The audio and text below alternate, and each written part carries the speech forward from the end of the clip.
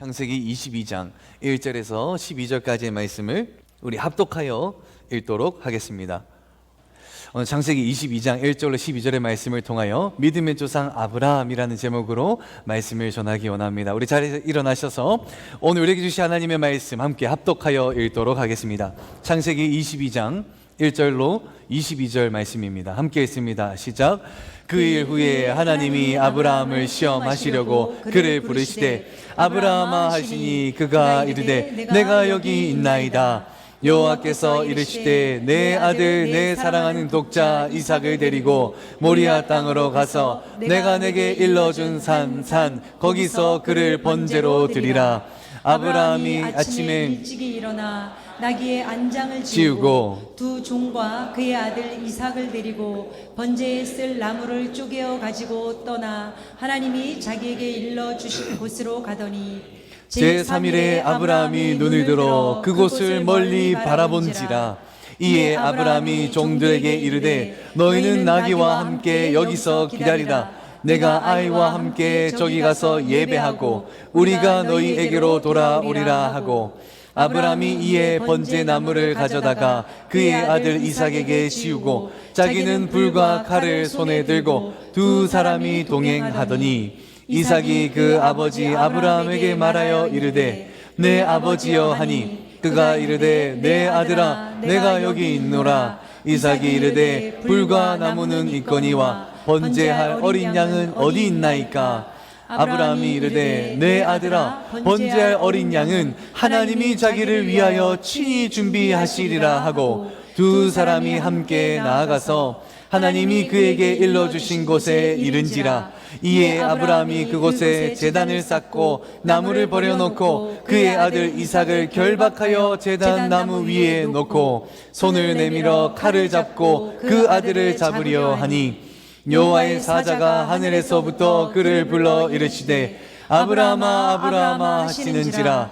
아브라함이 이르되 내가 여기 있나이다 하매 사자가 이르시되 그 아이에게 내 손을 대지 말라. 그에게 아무 일도 하지 말라. 내가 내 아들 내 독자까지도 내게 아끼지 아니하였으니 내가 이제야 내가 하나님을 경외하는 줄을 아노라. 아멘. 자리에 앉으시겠습니다. 기도하고 말씀 이어 증거하도록 하겠습니다. 하나님, 이 시간 창세기 22장 1절로 12절의 말씀을 듣기 원합니다. 하나님께서 아브라함을 시험하셨던 이 말씀을 놓고 우리가 묵상하기 원하오니 아브라함의 믿음이 우리의 믿음이 되고 하나님이 역사하시는 그 역사하심이 우리의 삶에도 역사하는 은혜가 임하게 하여 주옵소서. 하나님의 말씀을 깨닫게 하시고 그 말씀을 붙들며 살아가는 우리 모두 될 수 있도록 이 시간 성령 충만과 은혜를 넘치게 부어 주옵소서. 예수님의 이름으로 기도드립니다. 아멘.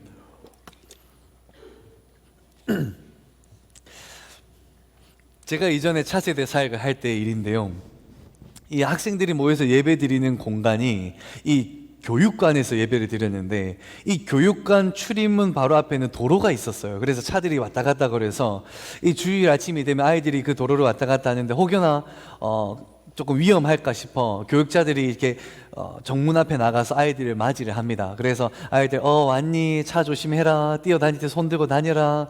또 뛰어다니지 말고 최대한 걸어 다녀라. 그리고 한번 들어가면 절대 나가지 마라. 이렇게 이야기하면서 막 하고 있는데 그때가 아침 9시 이전이었거든요.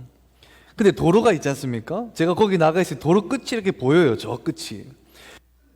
근데 도로 끝에서 한 여성이요, 주일 아침 그 8시 반 조금 넘은 그때 호피무늬 치마를 입고 오는 거예요.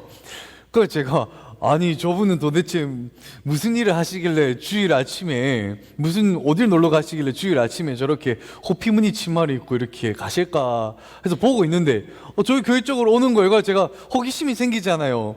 근데 그분이 우리 아이들 예배드리는 교육관으로 들어가는 거예요. 그래서 제가 우리 교육관을 외부인으로부터 지켜야 되는 이 사명이 있지 않습니까? 그래서 제가 혹시 화장실 가나 싶어가지고 어떻게 오셨어요? 물어봤거든요. 근데 그분이 저 선생님인데요 이러더라고요. 저 선생님인데요. 그래가지고 거기서 약간 충격을 받았습니다. 아니 선생님이 호피무늬 치마를? 주일에? 이래가지고 이상하다 해가지고 제가 궁금해가지고 어느 선생님인가 해서 봤더니 학생부 선생님인 거예요. 학생부 예배실 들어가더라고요. 그래서 제가 도대체 이분 이름이 뭔가, 학생부 예배실 들어갈 때 이렇게 출석부를 체크하는데 이름을 적고 들어갔는데 제가 너무너무 궁금해가지고 저 선생님 이름 좀 알아야겠다 해가지고 제가 살짝 가가지고 출석부를 제일 마지막 적은 사람의 이름을 딱 봤는데 그 이름이 무엇인지 아십니까? 이름이 은혜인 거예요. 은혜. 호피무늬 치마를 입은 은혜 선생님. 너무 이질적인 거예요. 야, 그래서 제가 너무 그때 이 충격이었거든요. 그 선생님의 이름이 은혜였잖아요. 성이 뭐였는지 아십니까? 윤 씨였거든요. 그 호피무늬 입었던 청소년부 선생님이 지금 윤은혜 사모였거든요. 그러니까 제가 결혼하기 얼마 전에 제가 아내한테 내가 호피무늬 입은 걸 보고 내가 너무 충격을 받았다. 그래서 너무 관심이 생기고 이래 하다가 이렇게 관심이 생겨 만나보고 싶고 이야기하고 싶고 하다 보니 이렇게까지 오게 됐다. 근데 아내가 저에게 충격적인 얘기를 하더군요. 목사님, 저 호피무늬 치마가 없는데요. 진짜 없냐니까 진짜 없대요. 산 적이 없대요. 그래서 제가 이거 하나님이 그날 주일날 아침에 제 눈에 호피무늬 콩깍지를 씌워줘가지고 정말 생사람을 잡을 뻔한 거죠. 그래서 아내가 아무리 그래도 주일날에 이렇게 그럴 수 있겠는가. 혹시 이 자리에 호피무늬 치마가 입고 오신 분이 계시다면 오해하지 마십시오. 그때 제가 그랬다고. 우리는 누군가 이름을 들으면요, 그 사람의 이름으로부터 그 사람의 이미지를 유추하게 됩니다. 은혜가 이름이면 왠지 이 사람은 은혜로워야 될 것 같고, 이 사람 이름이 아름이면 왠지 아름다워야 될 것 같고, 이 사람 이름이 사랑이면 왠지 사랑이 넘쳐야만 될 것만 같은. 그래서 이름이 참 중요하거든요. 이 한 사람이 태어나서 이 출생신고를 할 때도 다른 정보가 다 있어도 뭐가 없으면 출생신고를 못 하느냐? 이름이 없으면 못 하거든요. 그만큼 이 이름은 한 사람이 태어나서 그 존재를 인정하고 사회에 처음으로 알리는 첫 관문이거든요. 그게 이름을 짓는 것, 이름을 가지는 것으로부터 시작이 됩니다. 그래서 창세기도 보면요, 하나님이 아담을 만드시고 아담이 에덴 동산에 거할 때 아담에게 처음으로 준 임무가 있어요. 그게 뭔가 하니까 창세기 2장 19절입니다. 우리 같이 한번 읽어봅니다. 시작. 여호와 하나님이 흙으로 각종 들짐승과 공중의 각종 새를 지으시고 아담이 무엇이라고 부르나 보시려고 그것들을 그에게로 이끌어 가시니 아담이 각 생물 부르는 것이 곧 그 이름이 되었더라. 아멘. 하나님이 아담에게 처음 주신 임무가 생물의 이름을 짓는 거였어요. 이름을 짓는 것은 그 어떠한 존재에게 정체성을 부여하며 정체성을 부여하는 고귀한 일이기 때문에 굉장히 중요합니다. 별명 짓는 것과는 완전히 차원이 다른 거죠. 이 부모가 되었을 때요, 이 부모로서의 책임감을 가장 크게 느끼는 그 시작점이 언제인 줄 압니까? 자녀의 이름을 지을 때거든요. 나로부터 낳은 이 자녀가 평생 동안 불릴 그 이름을 지을 때 이 부모로서의 책임감을 깊이 묵상하게 되거든요. 그래서 노심초사, 우리 교회에 할머니, 할아버지가 되셔야 될 분들이 많이 계시는데 노심초사 말씀드립니다. 자녀들이 손자, 손녀 이름 정할 때 나에게 안 물어봤다고 서운해하지 마시길 바랍니다. 서운해하실 것 같아요, 반응이. 이 자녀들이 이 손자, 손녀 이름을 지을 때 안 물어보면 솔직히 좀 서운하거든요. 근데 서운하면 안 되는 이유가 이 자녀가 부모로서 그 책임감을 깊이 느낄 때가 그들의 자녀 이름을 지을 때거든요. 그래서 우리 남원조 침례교회의 성숙된 믿음을 가진 할머니, 할아버지 분들이 되실 분들은 절대 서운해하지 않기를 원합니다. 아무도 아멘 안 하시는 거 보니까 서운해하실 것 같아요. 제가 요거 적어 넣어가지고 2부 때 할까 말까 고민 많이 했거든요. 그래서 이 하나님도 보면요, 우르에 아무 보잘것없는 아브람을 불러서 가나안 땅으로 인도하시고 내가 너를 축복하리라 하면서 그 축복의 말씀을 하시며 언약을 맺으시죠. 그러면서 이 언약을 맺음과 동시에 아브람이라고 하는 이름을 무엇으로 바꿉니까? 아브라함으로 바꾸시는 거예요. 너는 더 이상 우르에 살았던 아브라함이 아니다. 죄 가운데 살았던 아브라함이 아니라 너는 이제 새로 태어난 사람, 나와 언약을 맺은 새로운 백성이라 라고 하면서 아브라함을 아브라함이라 이름을 바꾸어 주셨죠. 그리고 아브라함뿐만이 아닙니다. 아브라함의 아내 또한 이름을 사레에서 사라로 바꾸어 주신 거예요. 이들의 이름을 바꾸면서 이들의 정체성을 바꾸어 주신 거예요. 너희는 더 이상 이방에 있는 그 땅에 사는 사람이 아니라 너희는 나에게 기속된 사람이라, 나랑 언약을 맺은 사람이라, 이제는 내가 너희 이름을 바꾸니 내가 너희를 책임지겠노라 라고 하며 그들의 이름을 바꾸신 거예요. 그리고 지난주 그들에게 약속하셨죠. 너희에게 아들도 있으리라. 너희가 평생 소원했던 그 기도 제목 내가 들어주리라. 너희에게 아들이 있으리라. 근데 지난주에 이 아들이 있으리라는 하나님의 말씀에 아브라함과 사라가 어떻게 반응했죠? 비웃은 거예요. 하나님이 말씀하시는데 비웃은 거예요. 그래서 하나님이 화를 내시죠. 너희가 어찌하여 나를 비웃느냐? 너희가 어찌하여 내가 얘기하는데 비웃느냐? 나는 하나님이라 내가 이야기하면 이루어질 것이라. 너희에게 반드시 아들이 생기겠고 그의 아들의 이름을 이삭이라 하라. 그 말씀 위에 어떤 일이 일어납니까? 창세기 21장 2절 3절 제가 읽어봅니다. 사라가 임신하고 하나님이 말씀하신 시기가 되어 노년의 아브라함에게 아들을 낳으니 아브라함이 그에게 태어난 아들 곧 사라가 자기에게 낳은 아들을 이름하여 이삭이라 하였고 6절 우리 같이 한번 읽어봅니다. 시작. 사라가 이르되 하나님이 나를 웃게 하시니 듣는 자가 다 나와 함께 웃으리로다. 료다. 아멘. 하나님이 너희에게 아들이 있으리라 하고 말씀하시고 그들에게 실제로 아이가 생겼죠. 그리고 그 아이 이름을 이삭이라 하였습니다. 근데 그 이삭의 이름이 뭔지 아십니까? 이삭이라는 이름의 뜻 웃음이거든요. 사라가 하나님 말씀 앞에 비웃었더니 하나님이 아들 이삭을 낳게 하심으로 그녀가 누구로 말미암아 하나님으로 말미암아 비웃음이 기쁨의 웃음이 되게 하신 거예요. 그 말씀의 열매 아들 이삭, 웃음이라는 뜻을 가진 이삭을 통해서 약속을 지키시는 하나님, 비웃음조차도 기쁨의 웃음으로 바꾸시는 하나님이 아브라함의 하나님, 사라의 하나님이시자 우리의 하나님이시거든요. 우리의 하나님은요, 여기 앉아있는 여러분 한 명 한 분을 위한 이미 선하신 계획을 만들어 놓으셨어요. 여러분이 태어날 때부터 여러분이 하나님 앞에 가는 그날까지 모든 계획, 일거수일투족을 다 계획하셨어요. 그리고 우리에게 원하는 것은 나를 믿으라, 나에게 진실됨으로 나아오라, 나를 믿으면 너희가 잘못된 길로 가도 내가 다시 큰 길을 내서 돌아오도록 할 것이고, 너희가 완전히 잘못된 길로 빠져서 넘어진다 할지라도 내가 너희를 일으켜서 내가 반드시 세운 너희를 향한 계획을 이루리라. 이것이 약속의 하나님이시자 우리의 하나님이신 줄로 믿습니다. 약속을 이루시는 하나님, 큰 길을 만드신 하나님, 우리 하나님이시거든요. 근데 이 하나님이요, 오늘 아브라함에게 이상한 말을 하세요. 오늘 본문 말씀 1절 2절 우리 같이 한번 읽어봅니다. 시작. 그 일 후에 하나님이 아브라함을 시험하시려고 그를 부르시되 아브라함아 하시니 그가 이르되 내가 여기 있나이다. 여호와께서 이르시되 내 아들 내 사랑하는 독자 이삭을 데리고 모리아 땅으로 가서 내가 내게 일러준 한 산 거기서 그를 번제로 드리라.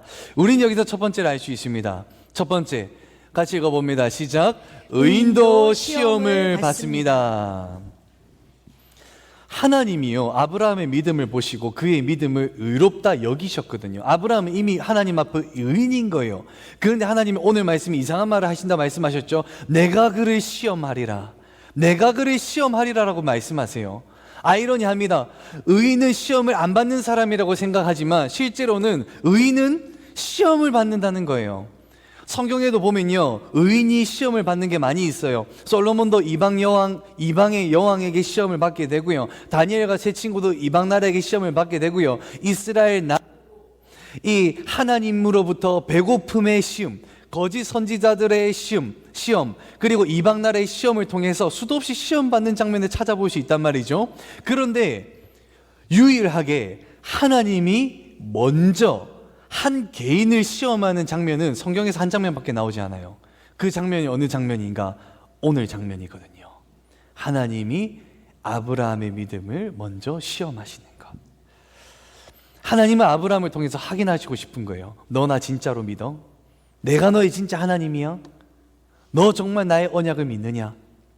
그러면서 이 테스트를 통해서 아브라함을 시험하신 거거든요. 그때 이렇게 말씀하십니다. 본문 2절 말씀, 내 아들, 내 사랑하는 독자 이삭을 데리고 그를 번제로 드리라 라고 이야기하는데, 아브라함의 믿음의 분량만큼요, 하나님이 주시는 시험의 난이도는요 정말 잔혹해요.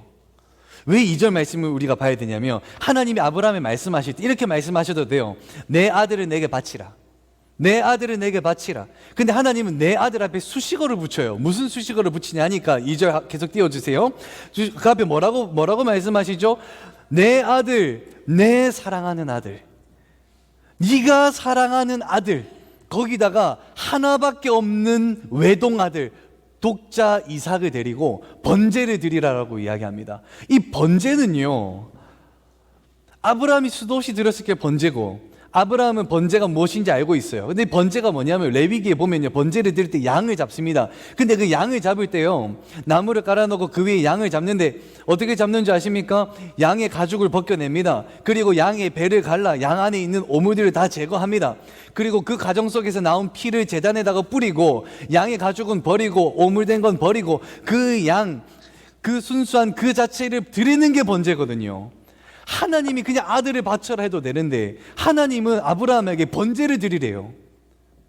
네가 사랑하는 하나밖에 없는 외동아들, 그 아들의 번제물로 칼을 들고 죽여 나에게 번제로 바치라. 하나님의 명령이지만 정말 잔혹해요. 제가 어제 말씀을 묵상하다, 어제 저녁에 저도 아들이 있지 않습니까? 아들 얼굴을 봤거든요. 목양실에서는 그래, 하나님이 말씀하시면 할 수 있지. 그리고 가서 얼굴을 보는데 저를 보면 웃는 거예요. 근데 쉽지가 않더라고요, 이게. 이 자녀가 그 똘망똘망한 눈으로 나를 보고 있을 텐데, 그 아들을 번제물, 어린 양과 같이 제물로 바친다는 거, 이 쉬운 일이 아니거든요. 근데 하나님은요, 정말 잔혹하게도 아브라함에게 네 아들을, 네가 사랑하고 하나밖에 없는 외동 아들을 번제물로 내게 바치라 시험하시는 거예요. 의인도 시험을 받습니다. 믿음이 있고 없고 성숙되고 아니고 그걸 떠나서요, 믿음이 있는 모든 사람은 시험을 받습니다. 그리고 두 번째 보니까, 의인도 시험은 괴롭습니다. 우리 같이 한번 읽어볼까요? 시작. 의인도 시험은 괴롭습니다. 우리 본문 3절 4절 같이 읽어봅니다. 시작. 아브라함이 아침에 일찍이 일어나 나귀의 안장을 씌우고 두 종과 그의 아들 이삭을 데리고 번제에 쓸 나무를 쪼개어 가지고 떠나 하나님이 자기에게 일러주신 곳으로 가더니, 제3일에 아브라함이 눈을 들어 그곳을 멀리 바라본지라. 아브라함이 그래도 의인인 게 참 대단한 게, 하나님이 말씀하셨잖아요. 하나님이 말씀하시자마자 3절에 보니까 말씀하신 바로 그 다음날 아침 일찍이 일어나 떠나더라. 아브라함은요, 하나님 말씀 앞에요 지체하지 않아요. 만약에 저였다면요, 정말 하나님이 그렇게 말씀하실 때 이렇게 얘기할 수도 있었을 것 같아요. 하나님, 저에게 딱 하루만 주세요. 하나님이 정말 주신 이 귀한 아들, 내가 이 아들 좋아하는 곳에 가서 좋아하는 음식도 해주고 싶고 마지막으로 보낼 수 있는 딱 하루만 보내고 내가 하나님 앞에 올려드릴게요. 아브라함 하나님 앞에 그렇게 얘기할 수 있었거든요.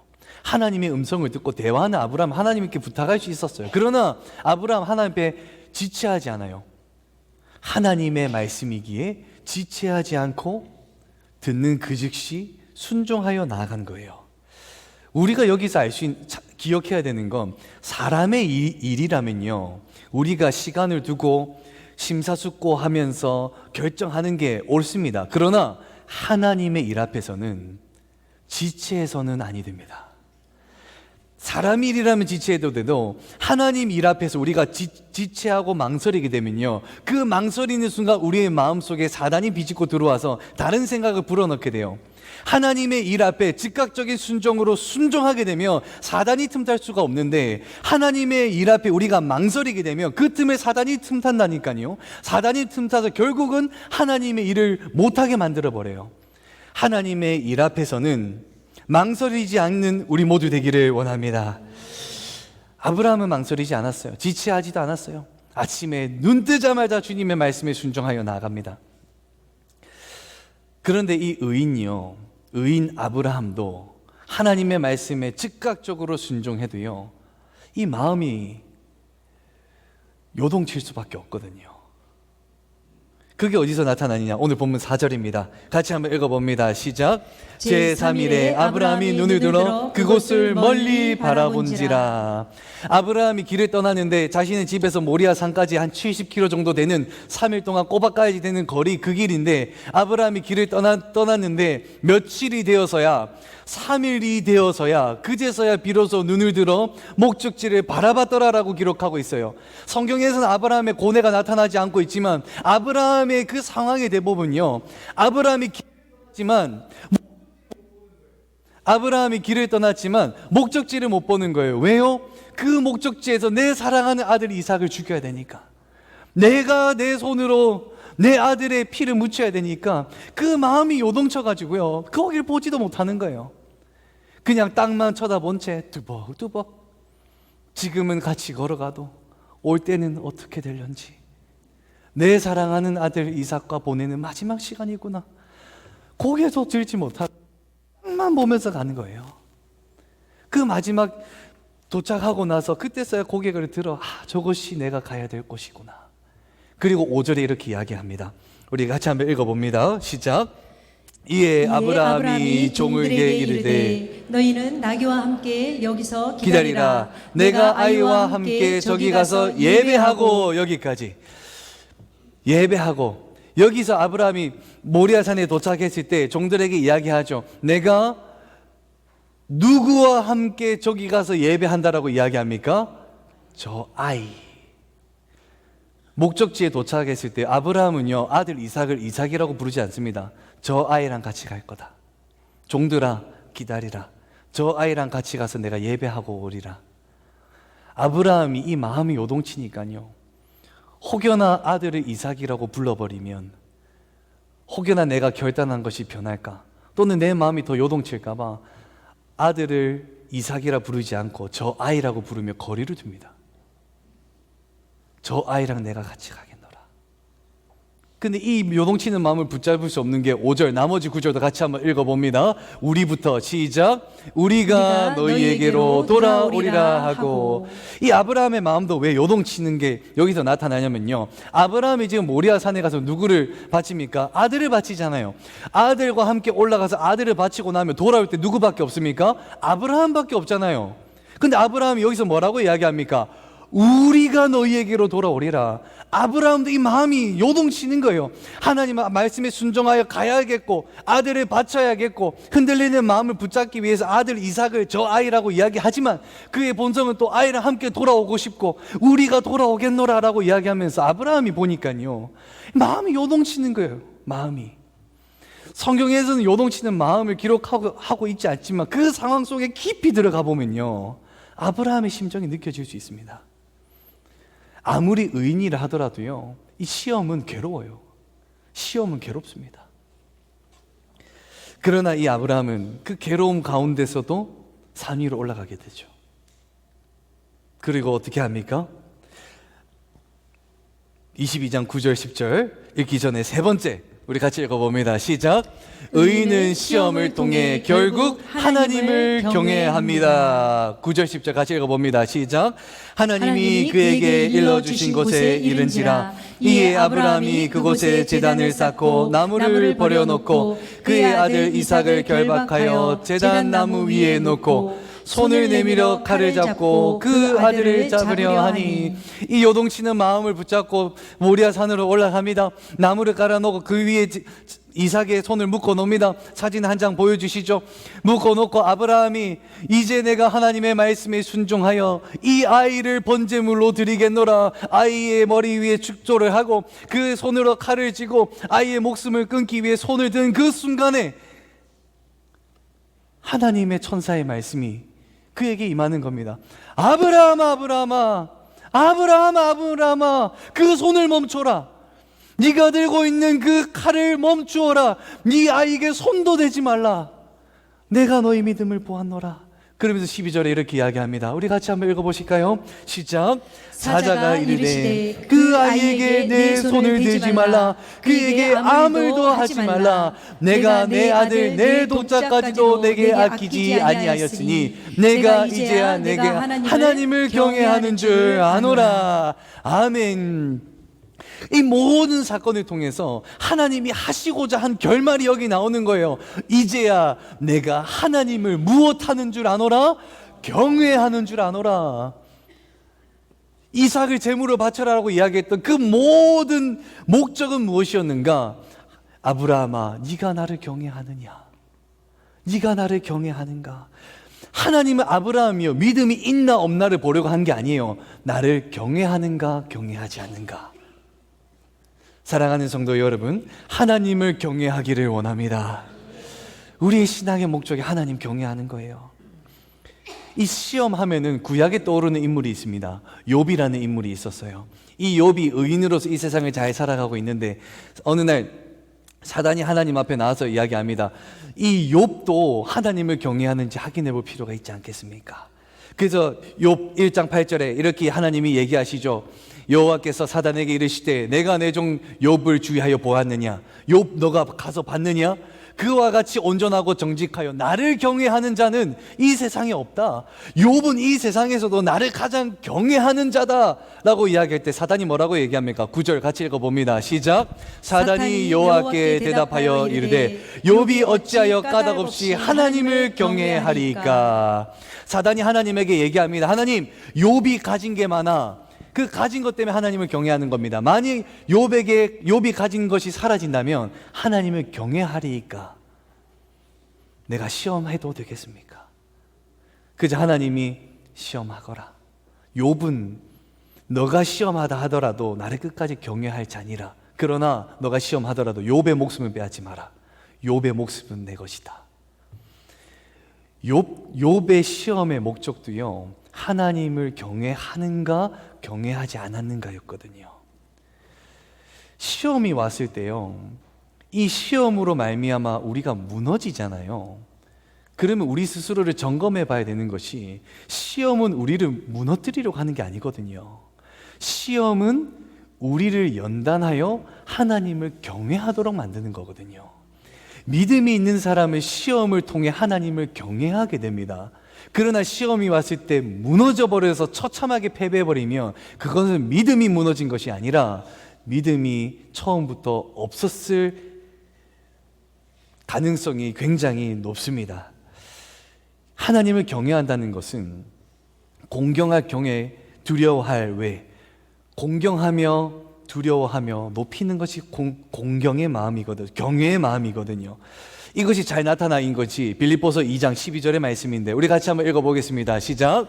그러므로 나의 사랑하는 자들아, 너희가 나 있을 때뿐 아니라 더욱 지금 나 없을 때에도 항상 복종하여 두렵고 떨림으로 너희 구원을 이루라. 우리가 구원받으며 평안한 가운데 구원을 이루어 간다라고 생각을 합니다. 그러나 그것이 오해인 것이, 사도 바울은 뭐라고 이야기합니까? 너희는 항상 복종하여 무엇하고 무엇으로 너희 구원을 이루라라고 이야기합니까? 두렵고 떨림으로 하나님을 경외하며 그 구원을 이루라라고 이야기하는 거예요. 구원은요, 마음의 평안을 주지만 그 평안과 동시에 두렵고 떨림으로 구원을 이루어 가는 것입니다.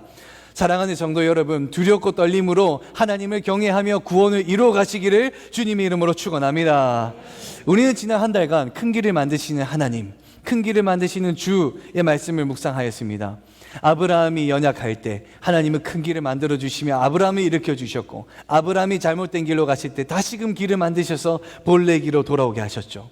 그리고 하나님의 약속을 지키시며 아브라함이 결국 누구를 경외하도록?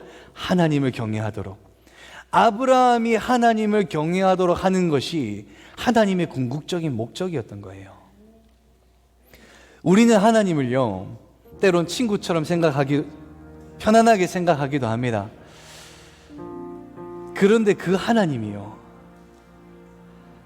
이 세상 만물을 만드시고 우리를 구원하시려고 하나밖에 없는 독자 예수를 우리에게 내어주신 분이시거든요.